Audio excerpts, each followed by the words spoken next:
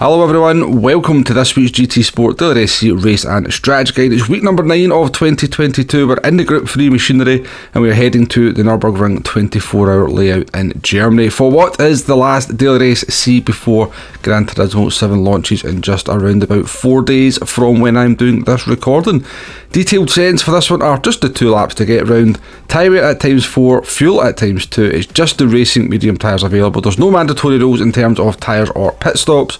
BOP is on, damage is off, it's a rolling start, and slipstream is real. And yes, as we sit here in the pit lane in our Toyota Supra, which is going to be our test car for this one, we are doing the Daily Race C race and strategy guide for the last Daily Race C, or the last set of daily races before Gran Turismo 7 launches. And it's a little bit of a classic but familiar combo that we have here with Group 3 around the Nurburgring 24-hour layout. Now, I have no problem whatsoever with this track and car combination. It is a little bit of a marmite one, some people like it, some people don't.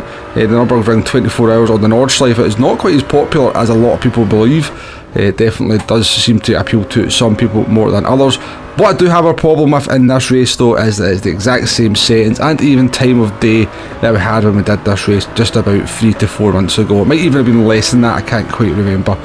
And I always say you can take the same car and track combination but mix the settings up and give the race a completely different dynamic. But not in this case. PD have given us the exact same settings of tyre wear, tyre selection, fuel wear and time of day as we had just that time. And the only thing I can really kind of bring to you then in terms of strategy is to give you a look at how those tyres are looking towards the end of the race.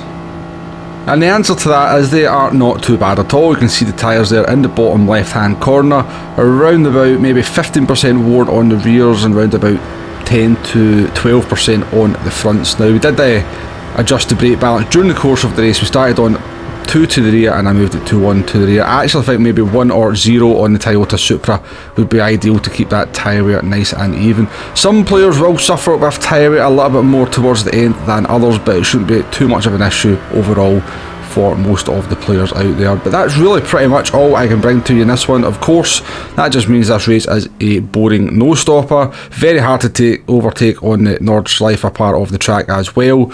It doesn't mean it's not good fun, but yeah, basically a boring no-stopper. Tyre wear will play a lot of a factor just towards the end for some people more than others. And that's pretty much all I can bring you for this one.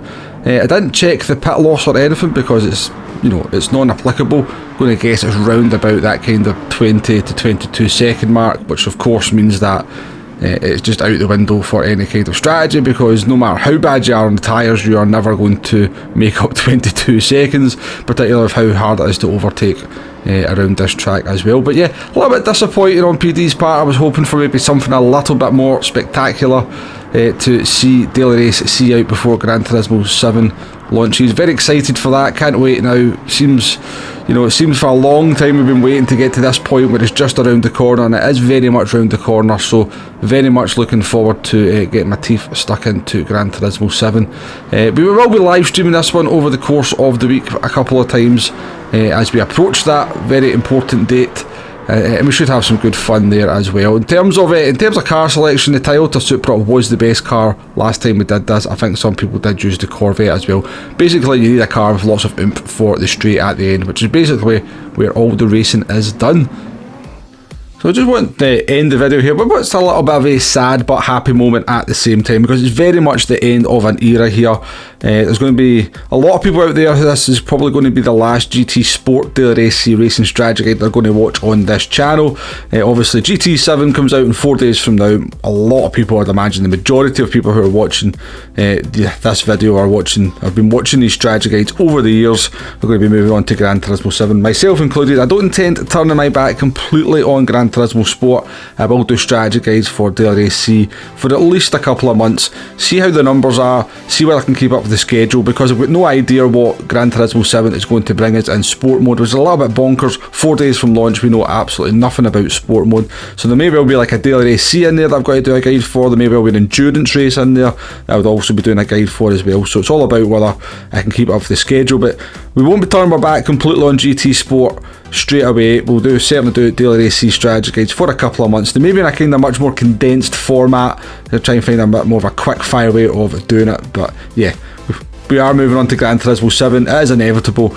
that is where this game, this franchise is going. It's where this channel is going as well. But there will still be some GT Sport content out there. But I just want to say a big thank you to everyone who has been watching these videos week in, week out, leaving positive comments down below the videos week in, week out. You guys have kept me going.